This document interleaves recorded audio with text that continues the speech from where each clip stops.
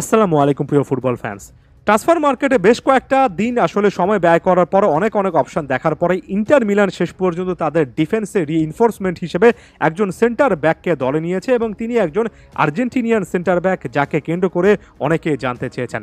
প্লেয়ারটার নাম Thomas Palacios. 6.5 million ইউরোর একটা প্যাকেজে এই প্লেয়ারটাকে শেষ পর্যন্ত ইন্টার মিলান দলে ভেরালো।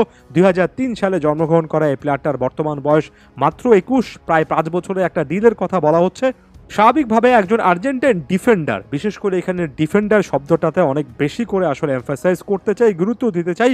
যেহেতু তিনি সিরিয়ার একটা বড় ক্লাবে এসেছেন, স্বাভাবিকভাবে তাকে ঘিরে অনেক আগ্রহ থাকবে। তবে আমি শুরুতেই এই ব্যাপারটা অ্যাকনলেজ করে নিচ্ছি, তিনি কিন্তু ইন্টার মিলানের এই দলটার স্কোয়াডে একজন ব্যাকআপ ডিফেন্ডার হিসেবে যুক্ত হবেন। তবে সেটা যাই হোক, আস্তে আস্তে খেলার সুযোগ পেলে এ প্লেয়ারটাকে কেন্দ্র করে হয়তোবা আমাদের আশা আকাঙ্ক্ষা সামনে আরও অনেক বেড়ে যাবে। কারণ সাম্প্রতিক সময়ে আমরা যতগুলো ট্রান্সফার মুভমেন্ট আর্জেন্টিনার দেখেছি, মিডফিল্ডে একটা বড় রকমের কিন্তু সাফল এসেছে। ফাইনাল থার্ডে অর্থাৎ অ্যাটাকারদেরকে ঘিরে সবসময় কিন্তু আলোচনা ছিল, তবে ডিফেন্ডারদেরকে ঘিরে আলোচনাটা তুলনামূলক কম। বয়সভিত্তিক ফুটবল থেকে একজন প্লেয়ার বড় একটা ক্লাবে এসেছেন, এটাকে ভালো বলতে হবে। কারণ আমরা যারা বয়সভিত্তিক ফুটবল দেখি তারা খুব একেবারে নির্দিষ্টভাবে জানি যে আর্জেন্টিনার কাছে বয়সভিত্তিক দলগুলোর ডিফেন্সে বড় রকমের ট্যালেন্ট সেভাবে কিন্তু উঠে আসছে না, এখানে একটা ঘাটতি আছে। তবে এই প্লেয়ারটা আলাদা করে অনেকে নজর কাটতে পারেন, কারণ তিনি কিন্তু হাবিয়ার মাসচানোর অধীনে বেশ কয়েকটা ম্যাচ খেলেছেন। অর্থাৎ আর্জেন্টিনার অনূর্ধ্ব 20 দলের একজন প্লেয়ার হিসেবে এই প্লেয়ারটাকে কেন্দ্র করে বেশ কয়েকদিন ধরে আলোচনা চলছিল। ফ্যাব্রিজো রোমানো ব্যাপারটা মেনশন করেছেন, আরও একাধিক ফুটবল বিশেষজ্ঞ বলেছেন বুন্দেস লিগার একাধিক ক্লাবেরও কিন্তু তার ব্যাপারে আগ্রহ ছিল। অর্থাৎ সলিড একটা ট্যালেন্ট প্রোফাইল নিয়ে তিনি কিন্তু আসছেন। আর্জেন্টাইন ক্লাব টলারেস ডে কর্ডোভার একজন প্লেয়ার, তবে তিনি মূলত লোনে গিয়েছিলেন আর্জেন্টিন একটা নামকরা ক্লাব ইন্ডিপেন্ডিয়েন্তে এবং সেখান থেকে মূলত ইন্টার মিলানে আসলেন। এবং আমি এখানে ব্যাকআপ শব্দটা উচ্চারণ করলো, এটাকে কিন্তু নেগেটিভ টোনে নেবেন না। একটা জিনিস একটু ব্যাখ্যা করতে চাই, যেমন দেখুন ইন্টার মিলানে যদি আপনি এই মুহূর্তে ডিফেন্স লাইন দেখেন, এই জিনিসটা অবশ্যই তো শুরুতে মানতেই হবে যে ইন্টার মিলান ডিফেন্স ফার্স্ট একটা স্ট্র্যাটেজিতে খেলে।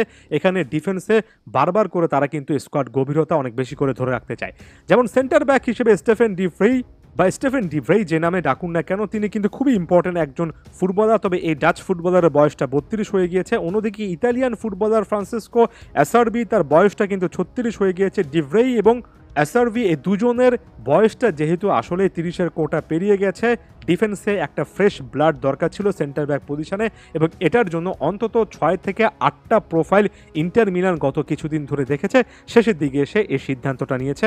অর্থাৎ এই দুজনকে যথেষ্ট পরিমাণ বিশ্রাম দিতে গিয়ে সিমোন ইনজাগি, ইন্টার মিলানের বর্তমান কোচ, হয়তোবা অনেক বেশি করে ভবিষ্যতে এ প্লেয়ারটার দিকে অর্থাৎ প্যালেসিওসের দিকে যেতে পারেন।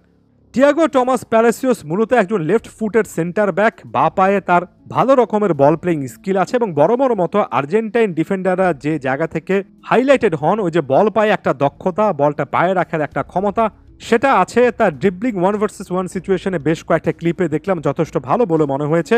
হাইটটা 6'5", অর্থাৎ ভালো লম্বা একজন কিন্তু ডিফেন্ডার, এরিয়ালে ভালো হবেন এই জিনিসটা আশা করছি। তার একটা ফিজিক্যালিটি আছে, অর্থাৎ শরীর নির্ভর ফুটবলও এই প্লেয়ারটার ভালো খেলা উচিত। বেশ কয়েকটা গ্রাউন্ড ডুয়েলস কিংবা ট্যাকেলে তার বেশ স্কিলফুল ডিসপ্লে আপনি সত্যি অর্থে ইউটিউবে খুঁজে পাবেন। তবে এই জায়গা থেকে এসে আমি একেবারে আশার পারদটা আকাশচুম্বী করে দিতে চাই না। একটা কথা বলতে চাই, একটা ক্লাবে আসার পরে সেখানে সত্যি অর্থে নিজের ট্যালেন্টটা দেখাতে হয় এবং গ্রাউন্ডটা আরও অনেক বেশি করে কমপ্লিকেটেড হয়। বয়সভিত্তিক ফুটবলে আপনি যতটাই ভালো খেলুন না কেন, বয়সভিত্তিক ফুটবলের সঙ্গে একেবারে শীর্ষ পর্যায়ের ক্লাব ফুটবল বা জাতীয় দলে একটা বড় রকমের পার্থক্য আছে। যে জিনিসটা আশা করব টিয়াগো টমাস প্যালেসিওস এই প্লেয়ারটা সেই পার্থক্যের জায়গাটা খুব দ্রুত বুঝবেন এবং ইন্টার মিলানের মতো একটা ক্লাবের সেই ফ্যাসিলিটিসগুলো ব্যবহার করে খুবই দ্রুত নিজের স্কিলগুলোকে আরও বেশি করে শানিত করতে পারবেন। যদি করতে পারেন, এমন একটা ক্লাবে এসেছেন যে ক্লাবটা সবসময় তার ডিফেন্সকে প্রায়োরিটির জায়গায় রাখে এবং ডিফেন্ডার হিসেবে এই ক্লাবটাতে প্যালেসিওস কিন্তু খুব ভালো একটা ক্যারিয়ারের অন্তত শুরুটা করতে পারেন।